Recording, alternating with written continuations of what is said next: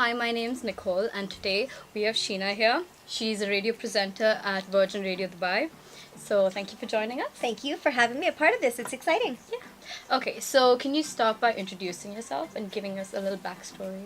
Okay, so my name is Sheena Kay. I moved to the UAE about 12 years ago and very randomly found myself in radio. I actually used to work in marketing, and I think I just talk a lot. So one day they were like, oh, let's put you in this box and see if you can talk on air. Oh my gosh. And since then I was like, you know what, I can't think of anything else that I would rather do.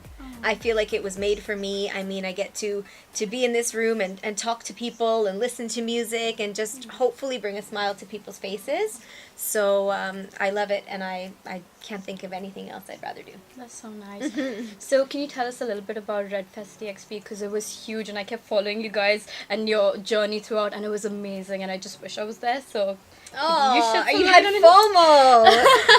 Red Fest is a big event that we put on every year. It's a music festival that we do, and it's always amazing, and it's always a lot of fun. And we bring different artists every year, and we try and kind of celebrate different genres of music and just bring the whole weekend together to celebrate music and to celebrate our fans as well, like the Virgin Radio listeners, to kind of give them something to experience that music up close and personal. So it's always fun too for me to get behind the scenes too, and to meet some of those celebrities that we always kind of, fangirl over from far away. And yeah, it's a lot of fun. So how has it been working at a radio station? Like, what do you enjoy the most about it? Radio stations in general are a lot of fun because a lot of the people who work in radio stations are people who, they just have good energy, they love life, they love music, and music is really, really important to me. So there's always a fun vibe. Nothing's like taken too seriously in a radio station, which I like. Nice. And I also like the fact that, I mean, fine, I sit behind 5 computers for a few hours a day, but for me, I don't feel like I could go back to just a desk job of typing something into computer all day. I feed off interacting with people, which is why I do a request show, which is so great because I get to talk to different people all the time. So for me, that's one of my favorite parts of the job too. And I mean, I get paid to listen to music and talk to people. Does it get any better than that? No, it doesn't. Sometimes we get free food too, like hello. Oh, okay. Yeah. Sold. Okay, so can you give us just gonna continue. It's fine. Can you tell us some of your highlights from your time on the radio? Well, like you mentioned, Red Fest. Red Fest is always one of the highlights. It's just such a vibe down there, like you feel so full of life, especially when you get up on that stage and you see all of these people just having such a great time. Like, that's a really, really good feeling. For me, back in 2013, I won the award. Okay, so how does it feel to be a part of like a large chain of radio stations? Like you have Radio Dubai Eye and you have Virgin Radio. So how does it feel to be a part of ARN? ARN is an amazing network to be a part of because there's so many shared resources that we have. So I think it's also very cool that it's cool to be part of a company that also caters to so many different nationalities here. I think one of my favorite things about living in the UAE is that we have such diversity, and it's nice that we have something for everyone here. I really like that. Also, what's really interesting for me is there are just so many more people to learn from. There are people who are working on our station and on other stations who've been in this industry for so long. They have so much experience and so much that they can share with us and we can learn from. So it's really amazing to be part of that. And as you can see, the facilities that they've given us in this network are top of the line, state of the art, outstanding. So it's actually quite a privilege to work here in this studio where I have a view of the Burj Al Arab, and it's pretty awesome. It is pretty awesome. Yeah, it looks so cool. I love it. How is news given out live on radio? So we actually have a news department here at ARN. I mean, you were just asking us about some of the benefits of working for such a big network of stations, is that we have a huge news team who do all the research, and they actually have real journalists who work in there, and the news presenters as well. So they put together the news that they feel is appropriate for each of the stations, and then they provide us with those news bulletins, and we play them out at the scheduled time. So for example, during my show, 12 o'clock noon, every day I have my news, my sport, and my weather, which a news presenter has prepared and given to me. Oh, So, I mean, I don't think if I were to try and do the news, I don't think anyone would take it seriously because I don't have a very serious voice. So it's important Makes that it sense. also comes from a voice of authority and from people who really are qualified to do this, who really are journalists and who have that experience in knowing what type of news is important to our listeners. So, Do you think you'd like more news to play on the radio than like just celebrity gossip? I mean, so I feel like it is important for us to share the news, especially the local news of what's happening around the UAE. And so we do have pretty frequent news and it's scheduled. Like we have it every hour on the breakfast show. Then I have it at 12 noon. Then we have it at 3, 4, 5, 6. So it's there, I think, frequently enough. For me, I like happy news. So I would love for there to be a lot more happy news because I feel like it's also important for us to spread positivity. Yeah. So yeah, if they wanted to give me a happy news bulletin every hour, I'd be all over that. So Yeah, but the thing is, like nowadays we have a lot of wars going on and like really hard-hitting news. Do you think you want to put that on the radio? Like, do you think people want to listen to that, or they prefer listening to celebrity gossip and, I mean, just everything that's glitz and glamour, basically fluff pieces? well, I think there are different types of listeners, and everyone would have interests in different things. And so I think what we try to do is cater to all types of those. So we do provide all the celebrity gossip and all that fun, fluffy stuff that's happening. But also we do have the news, and like I said, the news comes from a voice of authority. So I'm not ever going to be the one who's going to be talking about anything political or any wars or any of that violence. That's coming from kind of a separate, more professional outlet for that kind of thing. So also I feel like it's delivered in a way where people kind of understand that they're getting the serious stuff when they need it, and then we're going to get back to the lighthearted stuff when I'm on the radio. So as radio is mainly geared towards entertainment, how do you stay away from controversial topics like religion, sex, and everything that relates to celebrities, since that's usually the main focus when it comes to entertainment? Again, there are different timings that we would speak about different things based on who our audience is listening at those times. However, we kind of learn Radio 101, at least here, that there are certain topics that we definitely will not mention, cover, allude to. We just leave them out. And we kind of, I mean, I've been here now for 12 years, so I'm pretty sure I know which things to stay away from in that respect. And I think it's also part of our job and part of our responsibility that we have as a broadcaster to be responsible with what kinds of information we're putting out and know who's listening and how what we're saying could potentially influence them. So for example, I would never want to sensationalize something that could be quite negative for a teenager growing up and make them think that something is okay that really is not okay, and or that they can't talk about something that they're going through, or there's so many different levels of what's okay and not okay. And there are some people who actually can also talk about controversial things in a very safe way also, and I think the Chris Fade Show do a pretty good job of it sometimes, where they talk about anxiety. For example, they've done bits on anxiety or parenting or divorce or certain topics that are not so taboo that we would never touch them. But a lot of the times it depends on how to approach them and what you say about them in terms of not offending anyone or putting out the wrong message. So the truth of your question is that we don't really combat it all the time. We just know how to handle them. Okay, the same goes for politics. Yeah. So you guys don't really touch on that. Like, I mean, everybody has opinions, right? So how do you focus on it? So if you're talking about politics, like, how do you go around, like, how do you talk about it? First of all, like I told you, I barely read the news. So I would not be an authority on politics in any way, shape, or form. However, I think we recognize also that we are representatives of the station that we are working for. So we have this kind of saying that a lot of us radio presenters use is, when in doubt, leave it out. Like if I'm like, am I going to get in trouble about this? Yeah, okay, just leave it out. Don't even bother. Leave it out. Yeah. So we have YouTube now, and it's this huge medium where people are constantly sharing and uploading their opinions. So do you consider YouTubers as celebrities? I mean, in today's day and age, I do feel like they've become celebrities. Like, you see when we have some of these YouTubers join us, like even for Red Fest, we had some YouTubers here, and they went to the mall and they just got like people crazy rushing after them, and Yeah. especially the kids, like they know everything about these people, and They're obsessed. I find it so, yeah, they're literally obsessed, and I find it so funny because I'm like, I think I'm too old for this. Like, I don't know who this person is, but thousands and thousands and thousands of kids do, and they know their whole life story. And I said, so what is it about this person?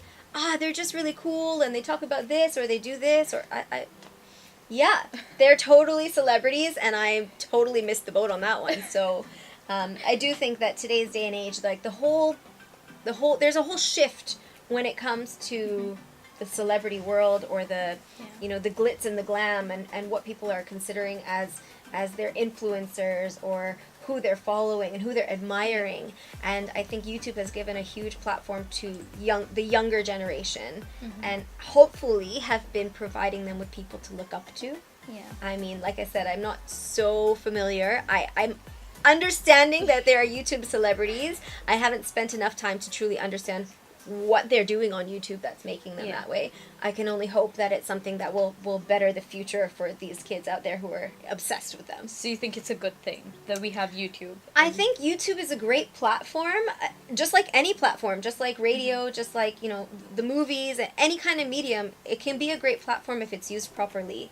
Yeah. And as long as the people who are uploading things are conscious about what they're doing. I mean, I've been reading I just told you I don't read the news, but I read this one about this Momo challenge. Oh my gosh, and that horrifies me. That is so scary. It literally horrifies me. So in that sense, to answer your question as to whether or not I think it's a good thing, I think it can be a great platform. I think we need to have the right boundaries or ways to make sure that the quality of the content is responsible enough for the people who are watching it. Like I said, we are so careful with what we say based on the timings to know what age group of people are listening at that time.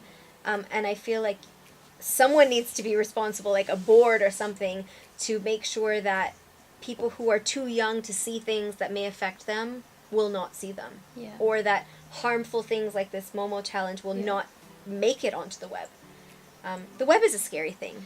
It is. So that's the problem with like YouTube and everything that's going on, because you don't really know what the influencers are saying. You think, oh, maybe they're good and they're nice, and you actually listen to what they're saying, and sometimes they're not really all that nice. And like lately there's been this trend where everyone's just talking about their anxiety and their depression, and I mean, it's a good thing that people are coming out and talking about it, but there's also the fact that you're talking to kids about it, and you're influencing them in a way. Like they're also going to be like, oh my god, and just like think, oh, even I have anxiety, even I have depression, and they're just going to go around. I mean, I think it's a balance. I mean, I don't know, it's either good or bad. It depends on the person. Exactly. And I think we all, whoever is creating content, whether it's radio content or YouTube content, we have a responsibility to be careful with what we're putting out there. And to your point about anxiety, I mean, I remember when I was younger, I saw a TV show about anorexia or bulimia, and I had never even, like, the thought of that process would have never occurred to me ever. And then we also kind of learn about these things, but also it's important to learn about them in a way which is educating us properly. So yes, it's good, and it can be bad. And I think we just need to be more diligent with what channels and what content we're consuming. Yeah. Do you think there should be more focus on like YouTube sensations and celebrities rather than only celebrities? Like, do you think you want to incorporate more into radio, since people do consider them as celebrities? It depends on what they're doing for me. I feel like even with celebrities, there are some massive celebrities that everyone's talking about all the time. Oh, did you see this one cheated on this one, or this one broke up? I don't tend to talk about too much of that stuff in my show. Like I said to you earlier, I'm very much a happy news kind of person, and I'm more interested in spreading love and positivity and light and just keeping people going on a high vibration, rather than, oh, this happened and that happened. So for me, I'd love to talk about some YouTubers. If they're doing something that I think is really great, then I'd be happy to include them as content. All about the positivity. Yeah, totally. I mean, I feel like that's part of my role as a radio presenter, is to spread love, light, and positivity. Yeah, you don't really want people crying on the radio like all the time. You want people to laugh and be happy about people life. joke. Chris Fade. People joke about how when people cry on the radio, it's good for ratings. And I think that he's joking with that, of course. But also having real heart connections on the radio is important. So while it's all about positivity and love, it's also all about being real and really connecting with the other humans, the other souls that are out there, you know? So when something happens on the radio and someone's crying and they're heartbroken, actually that's all of us connecting on an emotional level. I don't do it on my show very often because I'm so soppy that I'd probably just cry through the rest of the show and wouldn't be able to bring it back to a positive place. But I do appreciate it when you hear something really heartfelt on the radio as well. So it's all about the balance. Yeah, and I think the most important thing is that connection. Like, whether it's the YouTubers or the presenters, like, the goal is to create a community, right? The goal is for you to be driving in your car and feel like I'm sitting there next to you, hanging out with you, having a laugh, having a chat, being there for you, whatever it is. That's the goal for me as a radio presenter, is to be there with you. Do you know what I mean? Yeah, I get that. Okay, so do you think radio's following along, like it's giving into sensationalism and tabloidization? Because that seems to be a trend like everywhere, especially since there are blogs and online forums that you can just like go and talk about your feelings and your opinions and everything. So do you think it's following that line? I feel like there are so many different types of radio, so many different segments of radio, so many different programs. So yeah, we might have, a gossip section, which is sensationalizing some things. And then we have Dubai Eye, which is a news station. It's a talk station talking about real topics or business, or, there's so many different facets. Then there's, request shows where it's just all about the music. So I feel like there might be a little aspect of that in different places. But I do feel like each show and each station has kind of a time and a place for everything, and things are packaged in a way so that you know what's sensationalized and what's kind of, the real truth of the matter kind of thing. So do you think in the coming years there will be more focus on sensationalism, or it's just going to be the same format, because you can't really tell what's going to happen in a few years? So yeah, I have no idea what's going to happen in a few years. I do think, though, that there are some formats that will not go towards that. There are some formats that will stick to, like, very factual research, and you bring in professionals to talk about things. Like, what we try to do whenever we cover a topic is to bring in a professional who can give their opinion. And we don't know everything about everything, and if there's a topic we want to cover, we can't just be like, I think this, and that's not very responsible, right? Yeah. So I feel like by bringing in professionals and people who actually have researched whatever it is that we're talking about, I hope that it wouldn't lead to that. But you never know. You never know. So last question. When you're airing live from an event, for example, Redfest DXP, what's the main focus? Like, what do you focus on mainly? Like, is it the celebrity, or like if it's, I don't know, any event that you have like around the bar, because you do have a lot. You'll constantly go out and air from different locations. So what's like the main focus? I'd say it's the experience. So what I'm doing as a radio presenter there on that location is trying to share with you what I am experiencing when you're not there, and hopefully convince you to come down and join me. Do you know what I mean? Yeah. So it'll be the information about the event, and how, for example, you asked about Redfest. So I'll tell you what entrance you need to come into depending on what tickets you have, and we'll talk about the lineup to tell you what time you need to get there. But also, what's happening down there right now. And, Camila Cabello is on stage doing her sound check right now, and it sounds amazing. Like, have a little sneak peek of this, and just really trying to share with you what I am experiencing in that place at that time, through radio, to give you kind of an idea in your head about what it will be like down there. Okay, so that's it for today. Thank you for joining us. Thank you so much. This was fun. This was fun. I'm so happy we got to do this. So yeah, Very nice. Thank you.